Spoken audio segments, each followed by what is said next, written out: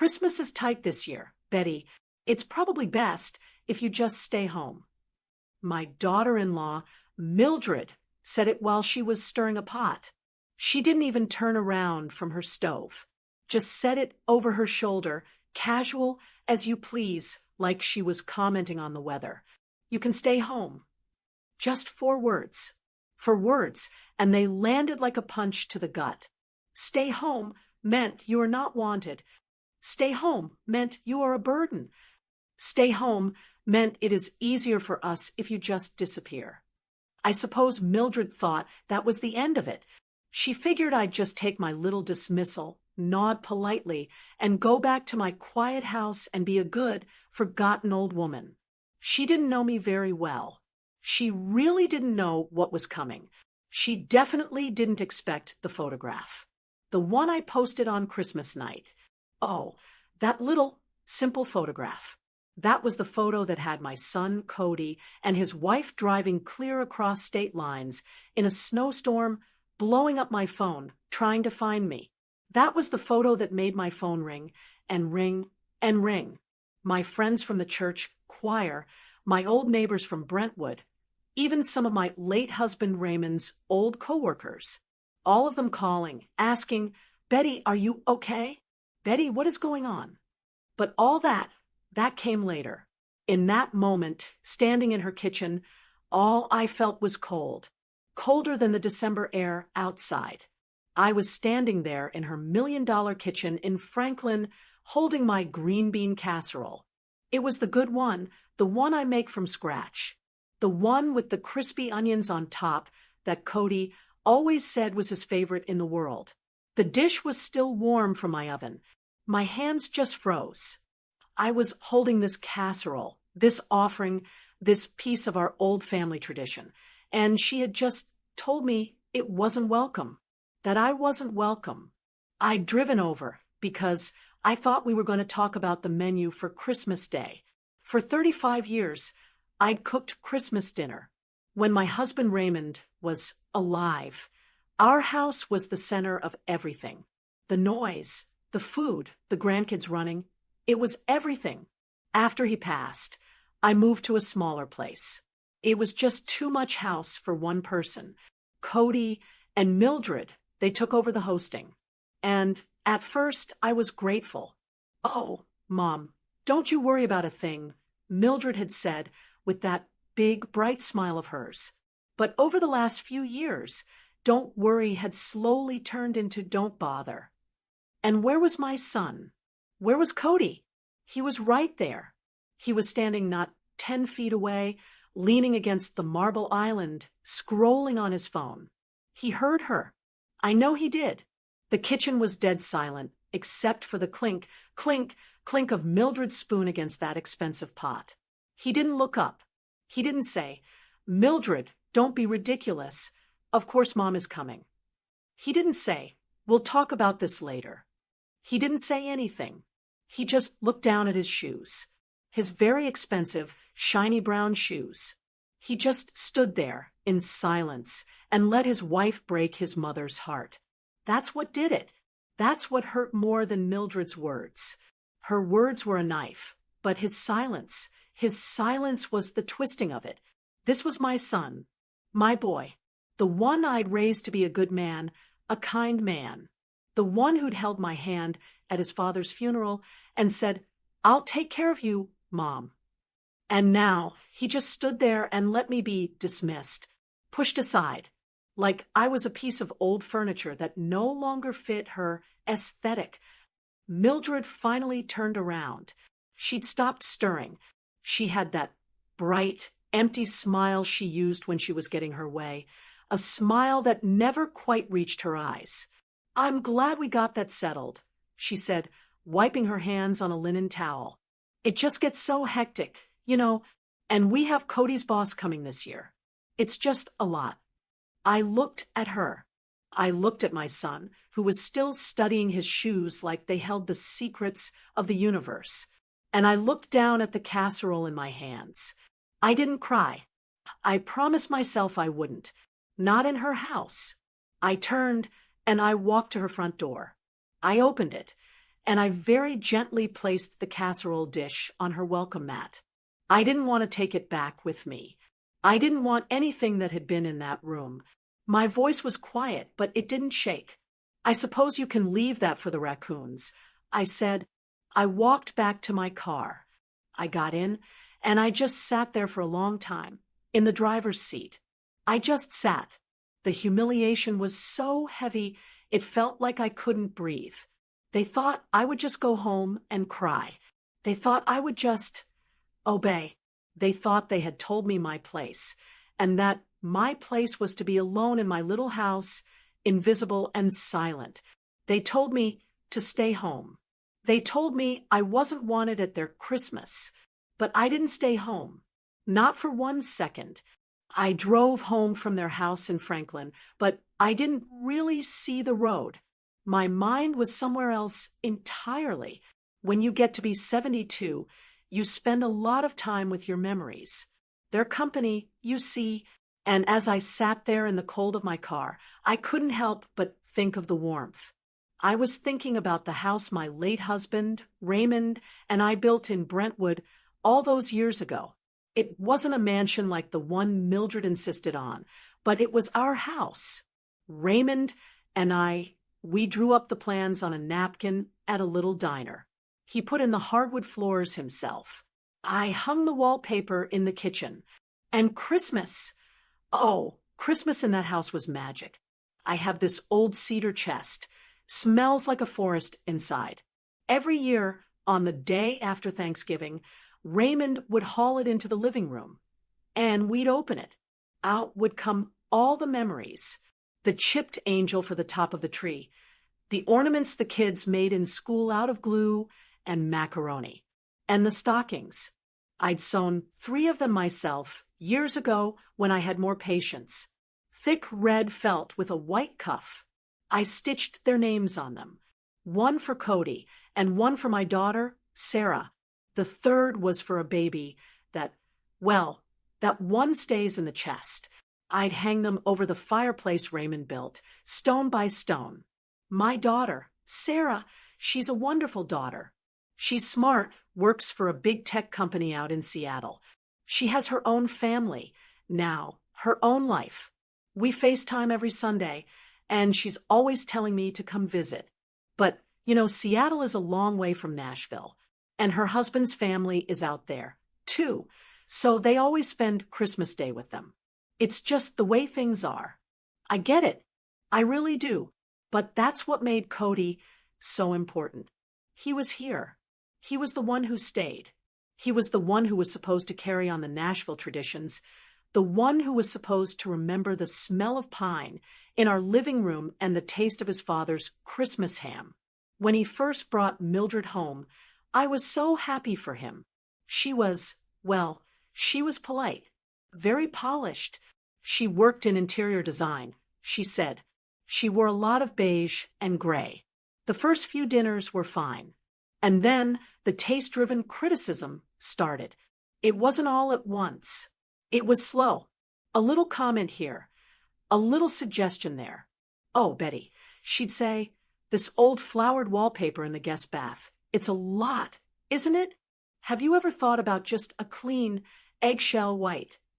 I'd just laugh. Heavens, no, Mildred. Raymond and I put that up together. It's staying. But after Raymond passed, and I moved into my smaller place, and they took over hosting, the suggestions became decisions. And they were all about removing my history, my taste, my past. It started with the wreath.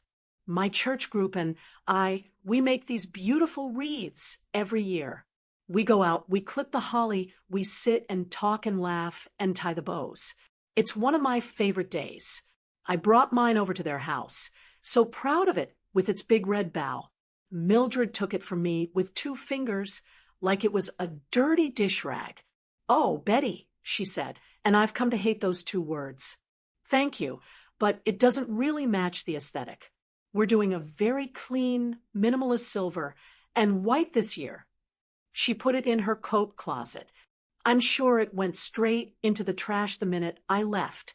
Then, it was my grandmother's rocking chair.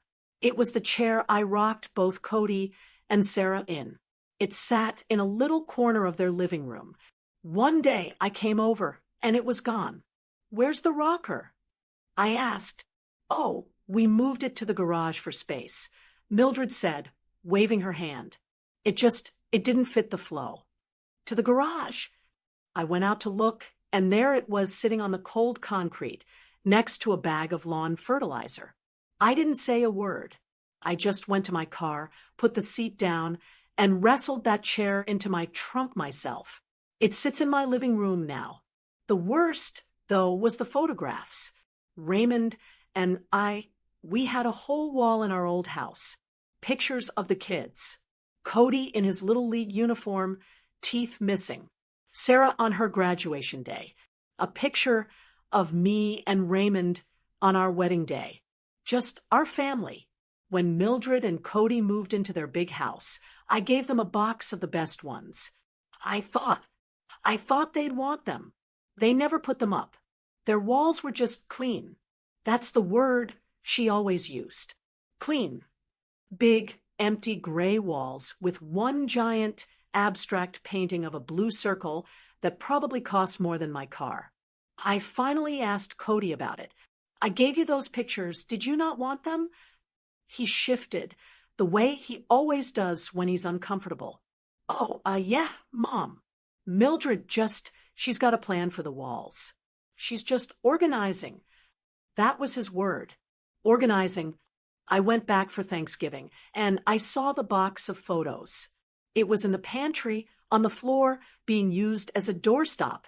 I stood there, looking at my own wedding picture, holding their pantry door open.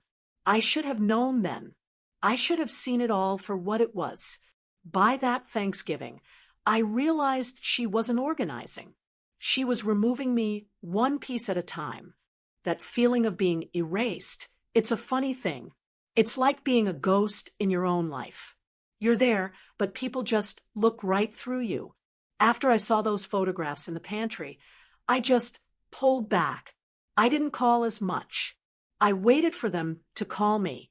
And for a while, it was quiet. The first few weeks of December were just silent. I used to be in a group chat on my phone with Mildred and a few of her friends. They called it the Christmas Committee. It was all about planning the parties, the menus, who was bringing what. Last year, I was on it. This year, nothing. My phone was dark.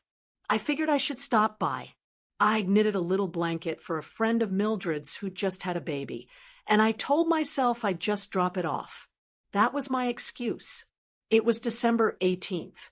I remember because the air had that sharp, cold bite to it, the kind of cold that feels like snow is coming.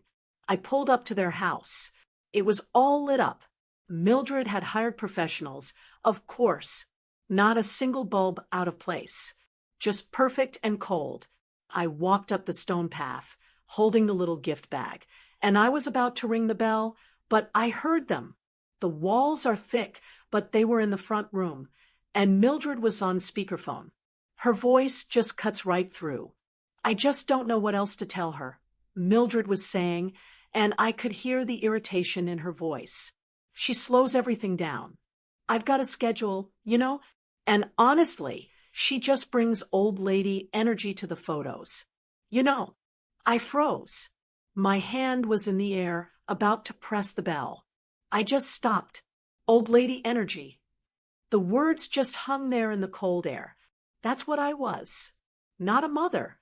Not a grandmother-in-law. Not the woman who raised her husband. I was just old lady energy. I heard Cody's voice then, weak and muffled. "Mildred, come on, that's—" "What, Cody?" she snapped back, not missing a beat. "It's true. I'm trying to build a brand for our family. Your boss is going to be there. I want it to be young and fresh, not cluttered. Cluttered. That was me, too. I stood there on the mat, and I felt so stupid, so small. I should have just turned around. I should have just left. But I'm not a coward. I took a deep breath, and I pressed the bell. There was a sudden, dead silence from inside. Then I heard footsteps, and the big, heavy door swung open. Mildred stood there. Her face was all smiles, but her eyes were tight. Cody was behind her in the hallway, and he wouldn't look at me. He was already looking for his shoes to stare at. "Betty," she said, her voice like honey. "What a surprise. We were just talking about the caterer." "I'm sure you were," I said. I held up the little bag. "I just wanted to drop this off. For your friend." "Oh, how sweet." She took the bag from me. "Well, I'm so glad you're here. Actually, I've been meaning to give this to you." She turned and walked over to a closet. Cody was still frozen in the hallway, looking like a little boy who'd been caught. Mildred came back, and she was holding a plastic grocery bag, the kind you get from Kroger, all crinkled up. She held it out to me. "What is this?" I asked. "Well," she said, still smiling that terrible bright smile, "we're going with a whole new theme this year. All silver and white. Clean. And these they don't match." I didn't have to open it. I knew what it was. I took the bag from her. Inside, wadded up at the bottom, were the 2 stockings I'd made by hand 35 years ago. The one with Cody stitched on it, and the one with Sarah. I'd given them to Cody when he got married. I thought he'd want them for his own fireplace, a piece of his childhood. Now, they were in a plastic bag. "We're using new ones this year for the photos," she explained, as if I was a child. "It just fits." I looked down at that bag. Then I looked up past her, and I stared right at my son. "Cody," I said. My voice was quiet. He finally looked at me. His face was pale. "Do you have anything to say?" I asked. He opened his mouth. He looked at Mildred, then he looked at me, and he just shook his head. He looked back down at his shoes. That was it. That was the answer. I held that cold plastic bag, my own stitching staring back at me. I didn't say anything else. I just turned around and walked back to my car. I got in, and I sat there holding that bag. And for the first time, I wanted to cry. I had this sudden, desperate urge to call Sarah, to call my daughter and just unload, to tell her what her brother was letting happen, to tell her I felt so alone. But what would I say? Your brother and his wife are throwing me out. I couldn't. I couldn't bear to ruin her holiday, to put that burden on her from 2,000 miles away. It wasn't her problem to fix. So I just sat there in my car, in front of their perfect, cold house, holding a plastic bag full of my own memories. I had never, ever felt so alone in my own city. I started the car. I put the bag on the passenger seat. I wasn't crying anymore. I just felt cold, clear. So on December 18th, I made a decision. A quiet one, a cold one. I didn't drive home. Not right away. I just drove. I drove through the streets of Brentwood and Franklin, past all the big, perfect houses with their perfect, cold Christmas lights. I drove until I found a little coffee shop that was still open. I sat in the corner, holding that plastic grocery bag. I was 72 years old. I was a widow, and I had just been told in no uncertain terms that I was not wanted at my own son's Christmas, that I was old lady energy, that my memories were clutter. I knew I couldn't stay in Nashville for Christmas. I couldn't. I couldn't sit in my little house, just 2 towns over, knowing they were having their perfect party, knowing they were opening presents and laughing, and that my absence was a relief to them. The thought of it was more than I could bear. I pulled out my phone, right there in the coffee shop. I didn't know what I was looking for. A hotel? A flight to Seattle to see Sarah? No, I couldn't do that to her. I couldn't show up on her doorstep, sad and uninvited, and ruin her holiday. I wasn't going to be a burden on any of my children. I just wanted peace. I typed "quiet mountain cabin retreat" into the little search bar. The first thing that popped up was Asheville, North Carolina. It was only about 4 hours away. I saw a picture of a little log cabin with a real stone fireplace and a porch that looked out over the mountains. The website said, last-minute cancellation, available December 20th to 27th. I booked it, right there, sitting in that coffee shop. I paid for it on my credit card. I was going to be alone for Christmas, but I was going to be alone on my own terms. When I got home, I felt different. The humiliation was still there, but it was hardening. It was turning into something else, something like resolve. I packed a small suitcase, and then I walked over to my cedar chest. Raymond's mother had given it to us when we got married.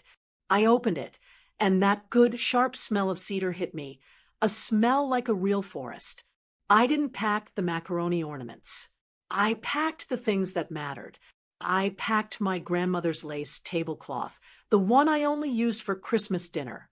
I packed Raymond's old woodworking tools, not the big ones, just his favorite hand plane and a small chisel, the ones that still had the dark, smooth shape of his grip on them.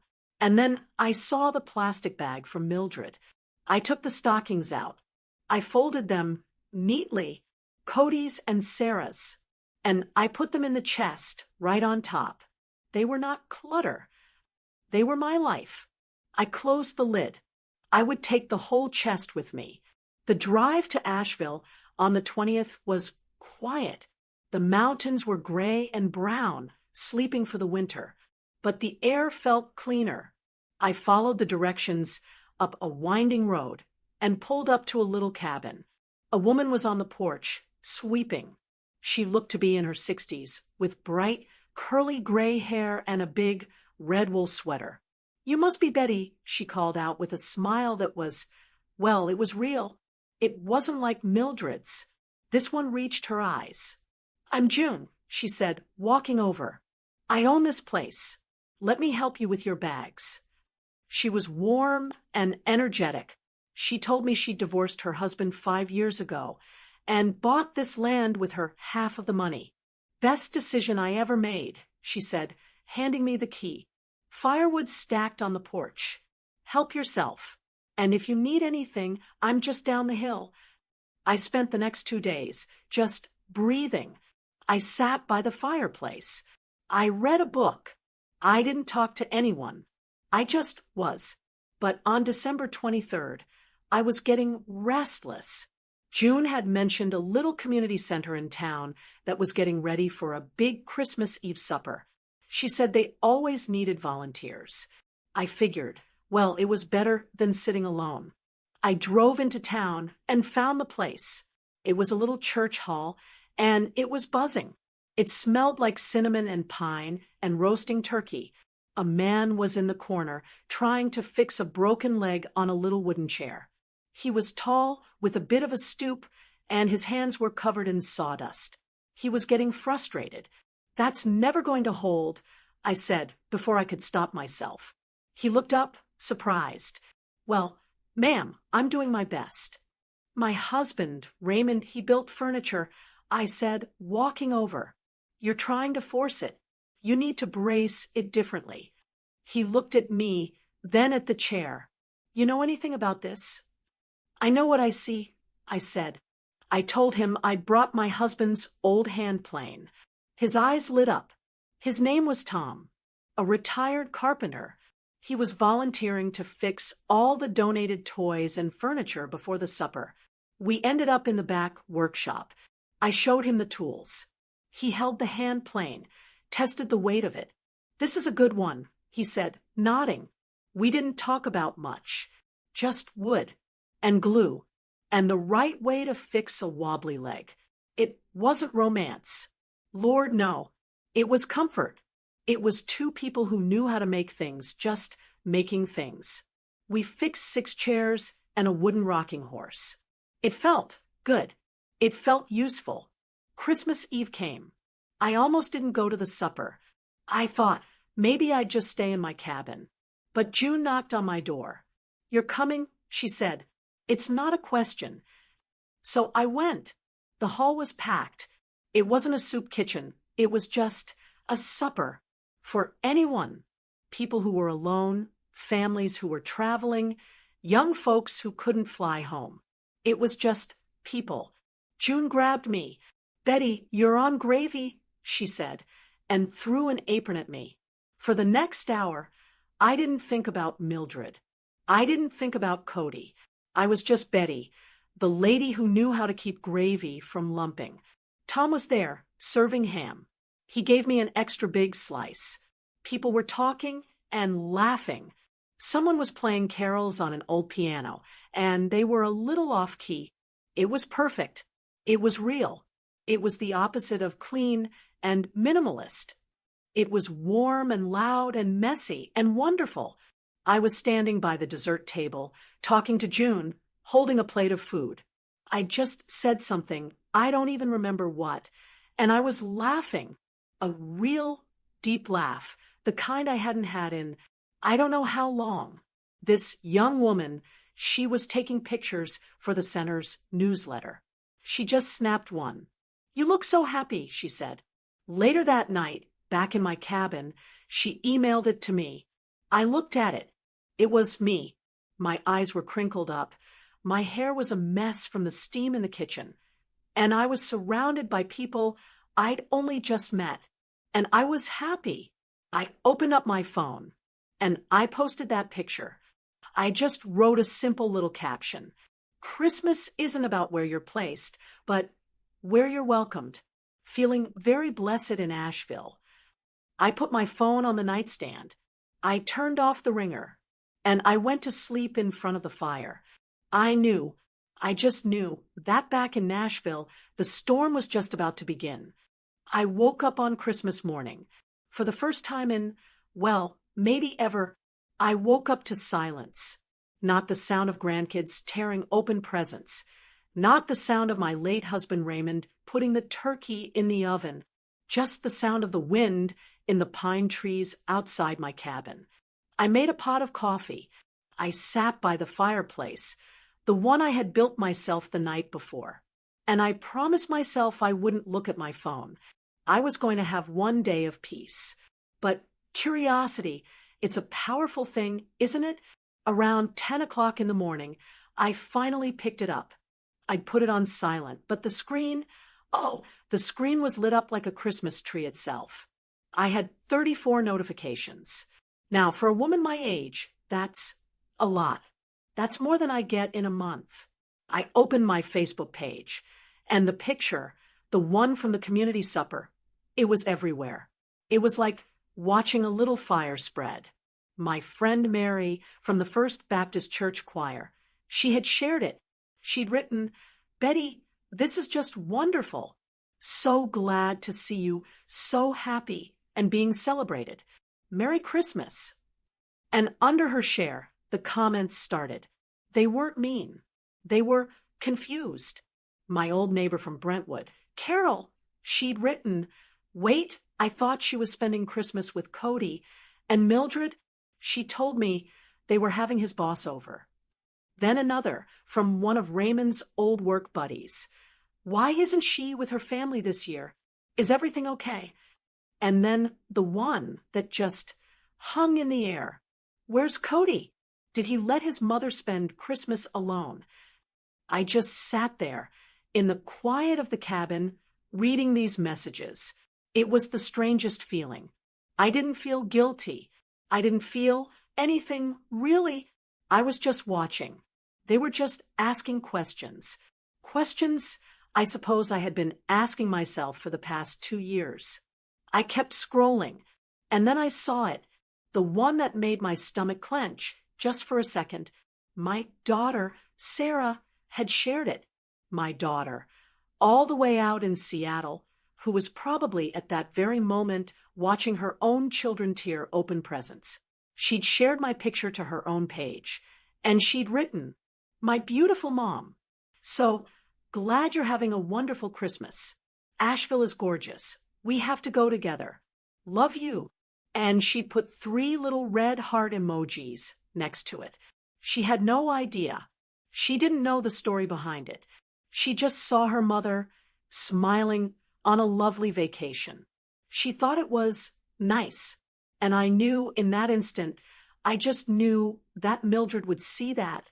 And Mildred would know that Sarah didn't know. And that was the one thing Mildred couldn't control. You see, Mildred could handle a few nosy neighbors from Brentwood.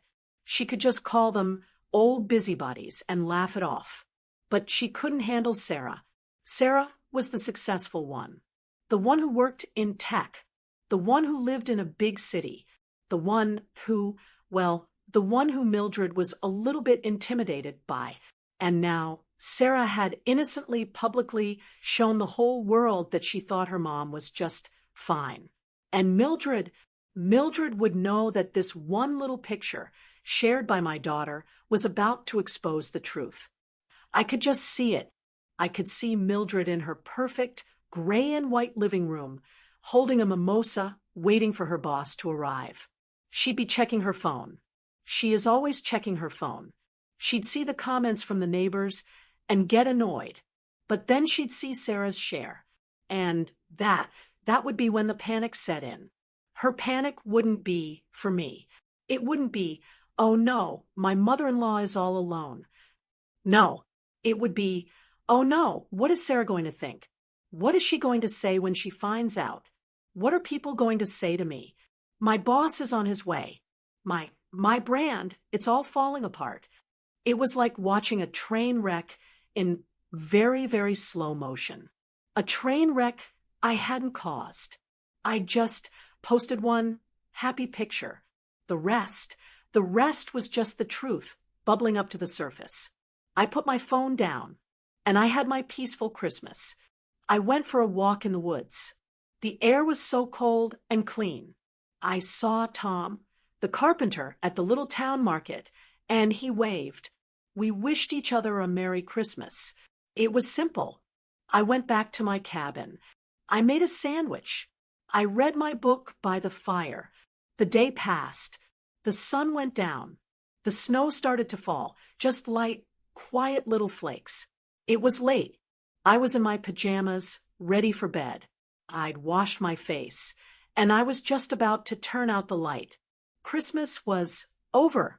It was 11:47 p.m. My phone, which I'd left on the nightstand, suddenly lit up and started to scream. The ringer was on, and it was so loud in that quiet cabin, it made my heart jump into my throat. I looked at the screen. It was Cody. I just stared at it for a ring. Then I picked it up. Hello. M.O.M. M.O.M., where are you? He wasn't yelling. He was screaming. He sounded terrified, out of breath. I've been calling you all day. Your phone's been off. Where are you? I was having Christmas, Cody, I said. My voice was just calm. It felt strange, hearing how calm I was. We're in the car. We're driving, he yelled. Driving? Cody, what on earth are you talking about? It's almost midnight. Mom, where are you? People are calling us. Your friends, Mildred's friends, everyone. They think we abandoned you. Sarah shared your picture. What did you tell her? What did you say? He didn't ask, Mom, are you okay? He asked, Mom, what did you do to us? And then I heard her, Mildred, in the background. Her voice wasn't calm and smooth like it usually was. It was high and sharp and panicked. Ask her for the address. Cody, just get the address. Tell her we're on our way. We have to get to her. We have to show people we are with her. We have to. He must have pulled the phone away. Mom, we're on I-40. It's snowing. We're coming to Asheville. Where are you? People are there. I just listened.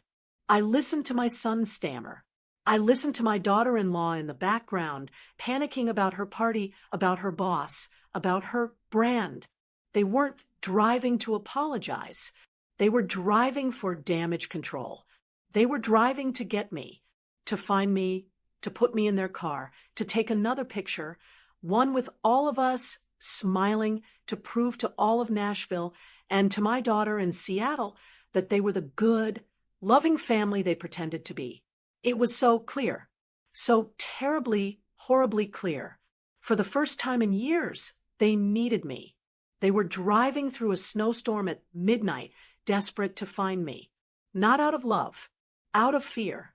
I just stood there in the quiet of my cabin, listening to the panic in my son's voice and the high-pitched, frantic yelling of my daughter-in-law in the background.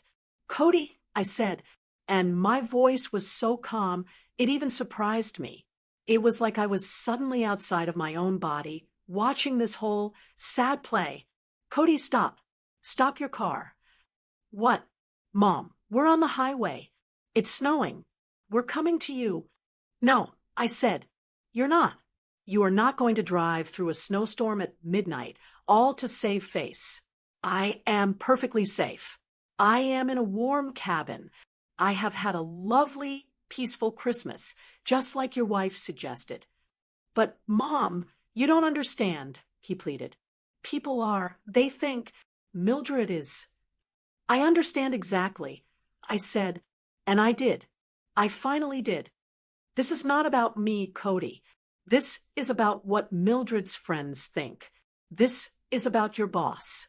This is about you being afraid. I am 72 years old. I am not a child for you to come and rescue in the middle of the night. You are being reckless. Turn your car around, go home, and we will talk when I am back in Nashville." There was a silence on the line. I just heard the thwack, thwack, thwack of their windshield wipers. "Did you hear me, Cody?" "Yes, Mom," he said. His voice was small. He sounded like he was 12 again. "Go home. I am not going to be a part of your damage control. Good night." And I hung up. I hung up on my son. I'd never done that before in my life. I sat down on the edge of the bed. My heart was pounding, but I also felt strong. I felt 800 feet tall. I knew they wouldn't stop. They'd turn around, yes, because they were probably scared of me for the first time ever. But they'd be waiting for me in Nashville. They'd be waiting with their excuses and their misunderstandings. The next day, December 26th, I was supposed to be packing. But my mind was just racing. I made some coffee, and I saw June, the cabin owner, outside, feeding her birds. I put on my coat and walked over. She looked at my face. "Well, you look like you just swallowed a hornet's nest," she said, smiling. "Coffee's fresh." We sat on her porch, wrapped in blankets, and I told her all of it. The stockings in the grocery bag, the old lady energy, the phone call at midnight. June just listened, nodding. She wasn't one of those women who interrupts. When I was finished, she just sipped her coffee for a moment. "Well, honey," she said, "first off, good for you for hanging up. That's a start. I don't know what I did wrong." I said, "I tried so hard to fit in, to be helpful." "That's just it," she said, pointing her mug at me. "My ex-husband, he was a controller, and I've learned to see the signs. That woman, your daughter-in-law, she's not just particular. She's a controller, and people like that, they don't want you to fit in. They want you to disappear. They want to be the only one in charge. And you were just a loose end she couldn't control. So she tried to snip you off. And Cody," I said, my voice trailing off. "He's an enabler," she said, just as blunt. "He's afraid of her, afraid of losing his perfect life. He's not protecting you. He's protecting himself." It was harsh, but it was true. Hearing a stranger say it just laid it all bare. It wasn't just a personality clash. It was a pattern of control and a pattern of enabling. And I was the one getting crushed between them. Later that afternoon, I went into town to pick up a few things for the drive home. I ran into Tom, the carpenter. He was at the community center sorting through donations. He smiled when he saw me. "Well, hello there, Betty. You survived the holiday. I see. Just barely, I said, and I tried to laugh. He must have heard the wobble in my voice. He put down the box he was holding. You know, he said in his quiet way, my father taught me how to build, but he also taught me about worth. He'd find these old pieces of barnwood, all weathered and gray. Most folks would have burned them. He picked up a piece of rough sawn wood, but my dad, he'd plane it down. And inside, you'd find this beautiful grain. Strong. Solid. He looked at me.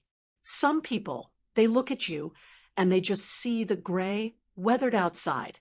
They just see old. They don't have the eyes to see the good, solid wood underneath. He tapped the wood. It's not your job to convince them. It's not your fault they're blind. It's your job to just know your own grain. Know you're still solid. I drove back to my cabin, and I felt different. When I got inside, I opened my little laptop. I had been avoiding it. I'd seen the Facebook chaos, but I hadn't checked my email. My inbox, it was full, not with angry messages, but with kindness. My old friend, Susan, from college. Betty, I saw your picture. You look wonderful. I didn't know you were in Asheville. I'm only an hour away in Greenville. We must get lunch soon. It has been too long. Another, from a woman in my old church choir. Betty, that picture made me so happy. We've all missed your voice in the alto section. It hasn't been the same. Please come back and sing with us soon. Letter after letter. People I hadn't seen in months, years. All of them missing me. All of them seeing me. I wasn't just old lady energy. I wasn't clutter. I wasn't invisible. Not to them. I was only invisible to two people. Two people I had been twisting myself into knots for. Two people who, as Tom said, were just blind. I looked at my suitcase, sitting open on the bed. I was supposed to leave tomorrow, December 27th. My original plan when I booked this trip was to just, I don't know, crawl home, pretend it all didn't happen, try to make peace with Cody. I closed the laptop. I knew what I had to do. I was still going home on December 27th. I was going to pull into my driveway, unpack my car, and walk into my house. And then I was going to call Cody and Mildred, and I was going to ask them to come over. I wasn't coming home to reconcile. I wasn't coming home as a guest in my own life. I was coming back as myself. The drive back to Nashville on the 27th was different from the drive out. Driving to Asheville, I had felt small and cold and humiliated. I felt like I was running away. But driving back, I just felt solid. That's the word Tom used. Solid. I wasn't running away from anything anymore. I was driving toward something.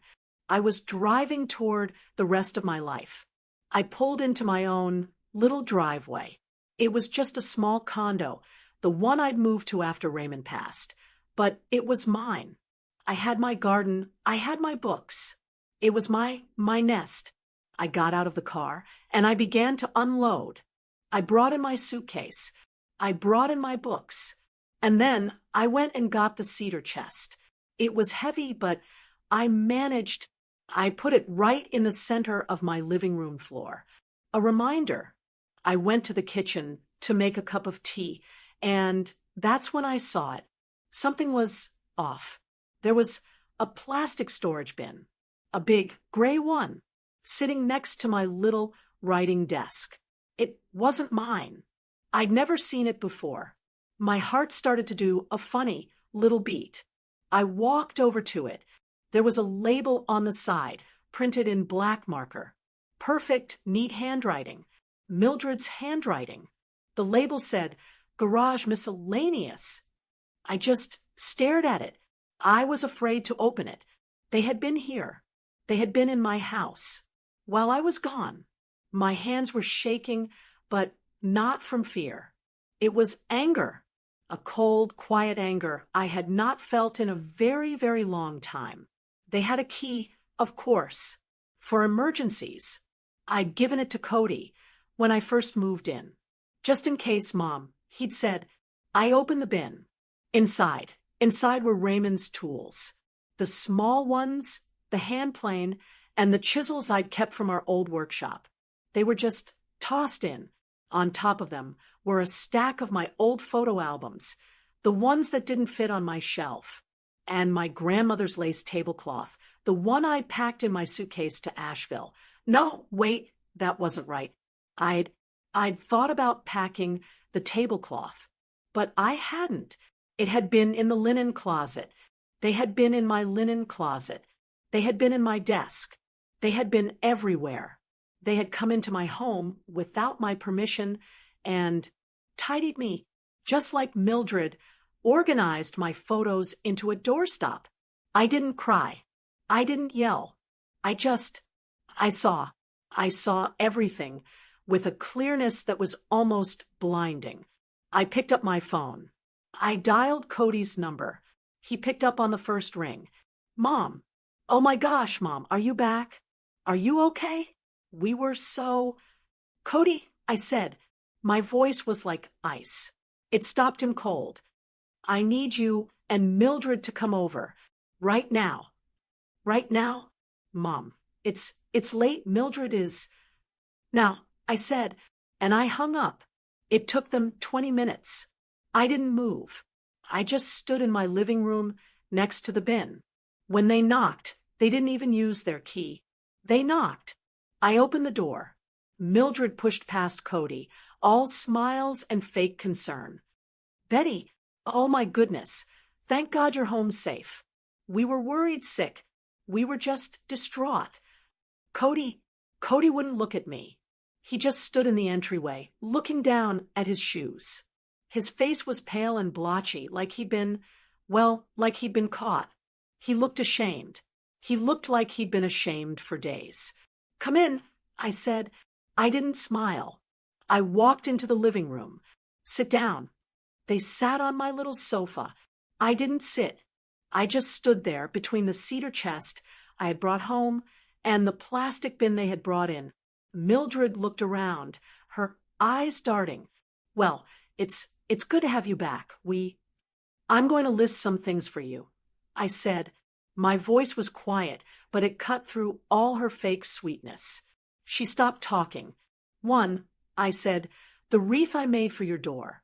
You told me it didn't match. You put it in a closet. 2, my grandmother's rocking chair, the one I rocked my children in. You put it in your garage, next to the fertilizer. 3, my wedding photograph, your husband's father, used as a doorstop in your pantry. Mildred opened her mouth. Betty, I'm not finished, I said.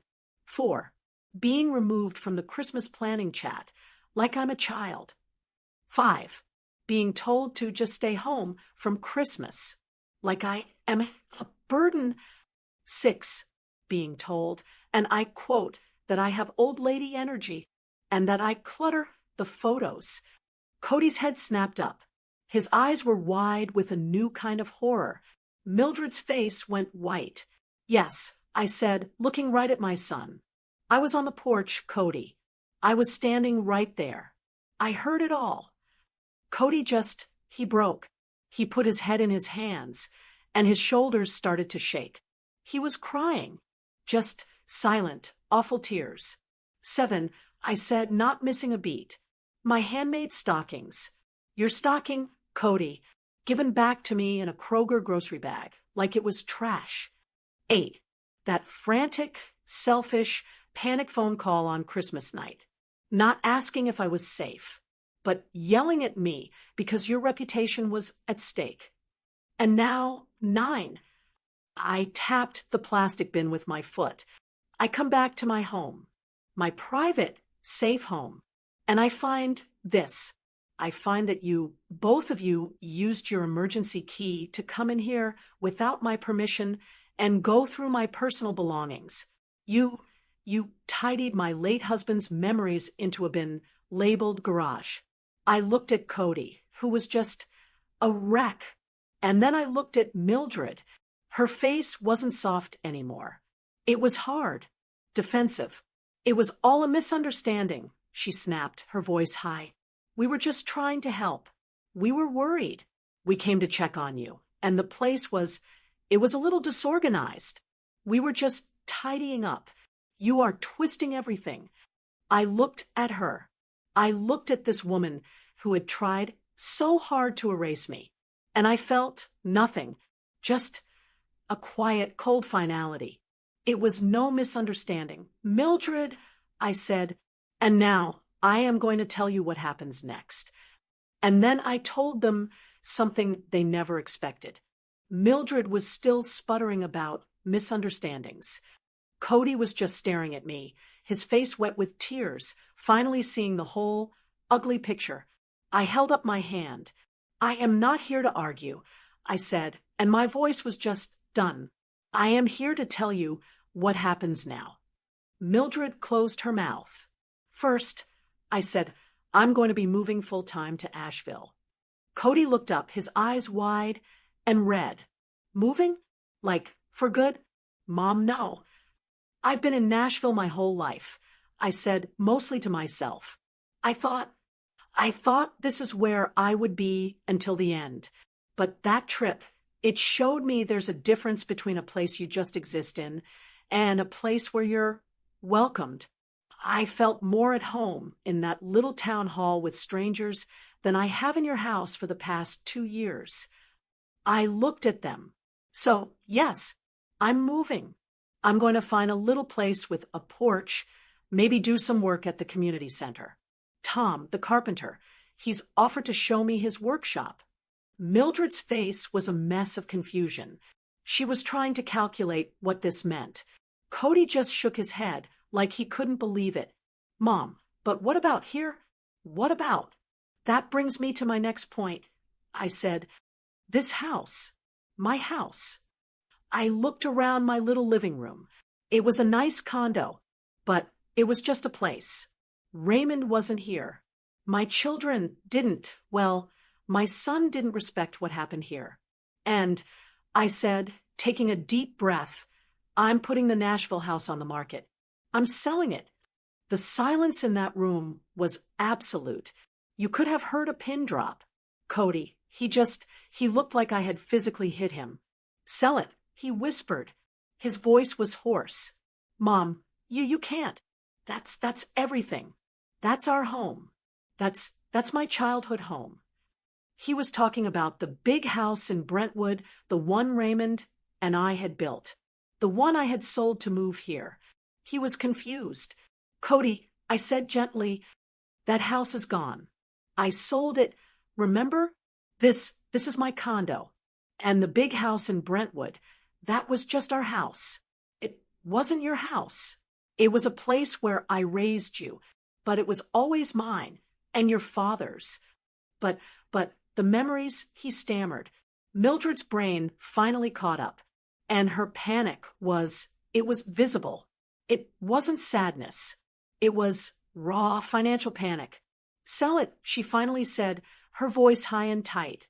But the market is, and the value, Cody, this is, she couldn't say it. She couldn't say our inheritance. She couldn't say the asset we've been counting on. But her face said it all. She'd seen me as a house, a future payday, an asset, one that she'd almost organized and cluttered right out of her own hands. Cody, I said, ignoring her completely. I looked at my son. A house isn't a home when dignity isn't welcome. He fell apart. Mom, I'm sorry. I'm so sorry, he said, the tears just rolling down his face. Please don't do this. Don't sell it. We can fix this. I can fix this. I'll talk to Mildred. We'll do anything. Please, Mom, don't. He was begging me to reconsider. And I felt a deep, deep sadness for him, for the man he'd become, the man who'd learned to beg instead of stand. Cody, I said, my mind is made up. The decision is final. I looked at Mildred, whose face was now a mask of pure, cold anger. The fake sweetness was gone. The panic was gone. Now it was just hate. It's just stuff, I said. It's just a house. It's just money. But what you two did, that wasn't about money. That was about respect and dignity and my worth. And you both decided I didn't have any. So yes, I'm selling it. And then I told them the final part. I'm using the money to buy my new place in Asheville, a place just for me. And then I looked at Cody, and I'm using the rest of it to help Sarah with her children's college fund. That was the final blow. Cody just deflated, like a balloon. Mildred, she actually stood up. Her face was, I'd never seen a color like that. You're giving it to her, she hissed. The daughter who's never here, the one who leaves you all alone. We are the ones who are here. We are the ones who what, Mildred? I asked. My voice was still quiet. The ones who put my stockings in the trash. The ones who call me old lady energy. The ones who come into my house and pack my life into a bin labeled garage. She had nothing to say. I walked to the door. I opened it. It's time for you to go. Mildred, she grabbed her purse, and she stormed out. She didn't look back. Cody, he stood up. He looked broken, which, in a way, I suppose he was. He walked to the door. He stopped in front of me. Mom, he whispered. Mom, I love you. I love you too, Cody, I said, and I did. That was the horrible, awful, true part. I did. I loved the little boy in the baseball uniform. I loved the man who'd held my hand at his father's funeral. I didn't like the man he had become. I'm really moving, Cody, I said, my voice a little softer. The for sale sign goes up next week. He just nodded, tears running down his face. When I'm settled in Asheville, I said, you alone can come and visit if you're ready to actually talk. Not to fix this, not to change my mind, just to talk. He just nodded again, and he walked out the door, and I closed it behind him. When the door closed, and they were both gone, my little house was so quiet. I stood there in the entryway for a long time. The silence was different. It wasn't the lonely, empty quiet I had been so afraid of. It was a peaceful quiet, a finished quiet. I walked into the kitchen, and I made myself a cup of tea. I sat in my living room, looking at the 2 chests, the plastic bin from Mildred, filled with things she thought were garage miscellaneous, and my own wooden cedar chest, filled with the things I knew were my treasures. I spent so many years of my life, especially after Raymond passed, thinking that love was my job, that it was my job to make the big dinners, to buy all the presents, to keep the peace, to be pleasing, to be quiet and small and easy, so I wouldn't be a burden. But that horrible, wonderful, lonely Christmas, it taught me something. It taught me that love isn't proven by a holiday invitation. It's not about one perfect day or one aesthetic photo. It's proven by everyday respect. It's proven when someone doesn't call you clutter. It's proven when someone doesn't take the stocking you stitched by hand and throw it in a grocery bag. And it's proven when your own son stands up for you instead of just staring at his shoes. The for sale sign went up the very next Monday. And you know what? My little condo sold in 3 days. The market in Nashville is just, well, it's just crazy. I'm packing boxes now. I'm surrounded by them. And I'm not sad. I'm excited. I'm looking forward to spring. I'm going to find a little apartment in Asheville with a porch where I can sit and drink my coffee and look at the mountains.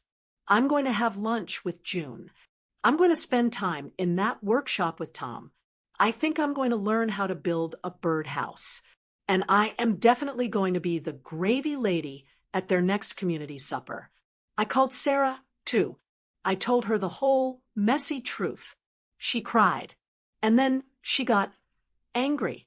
Angry for me. And I told her, honey, I'm not angry anymore. I'm just done. I'm done being invisible. I told her what I was doing with the money, setting up that college fund for her children. She was quiet for a long, long time. And then she just said, Mom, we've got your room ready. We are counting the days until June. I'm going to fly to Seattle. I'm going to spend the whole summer with my daughter and my grandchildren. I'm going to put my time and my energy and my love where it's welcomed. I know my story is a lot. And I know some of you, hearing this, you're going to have some very strong opinions. That's why I wanted to tell it, because I'm sure that there is someone out there listening to this who might be standing in a kitchen right now, holding a casserole dish, and feeling invisible. I have to ask you, have you ever felt pushed aside by the very people you loved? And be honest, I know my decision was hard. Was I right to sell the house? Or did I go too far? Was I just punishing Cody? Or was it the only way I could get my dignity back? I'm really asking, what would you have done if you were in my shoes? These stories, they're hard to tell, but I think they need to be told. We need to talk about this. If you have a story or just a thought, please share it in the comments below. I'm going to be reading them. I really am. And if my story, if it meant something to you, I would be so grateful if you would like this video and maybe share it with someone who needs to hear that they are not clutter. And please subscribe to the channel so we can keep sharing these stories together. Thank you for listening to me. Truly,